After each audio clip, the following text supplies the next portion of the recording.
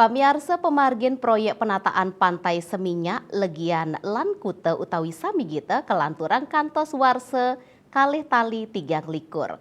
Pewangunan sanes sampun sepatutnya puput tanggal 17 Desember sane lintang, rauh mangkin sampun memargi sidi dase 7,7%.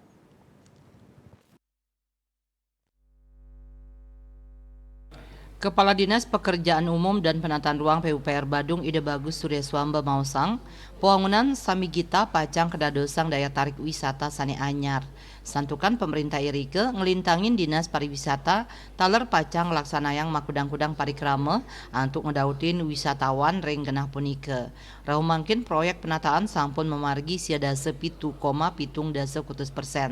Manut Dani sawetara pewangunan patut dikilis kapuputang muatang prabil satak petang dasa siki miliar rupiah. Silih tunggilnyane pewangunan tsunami shelter ring Seminyak miwah Kute. Risampun Samigita puput pewangunan pacang kelanturang antuk wangun tram miwah Candi Bentar ring pesisi Kute. Lianan punika maka sami patut ageng taler sampun kepasang kantun ring tahap finishing. Pewangunan inucap kapasti kayang puput ring tanggal 6 Februari sanicah kirau. Parwata Bali Pos nguningaya.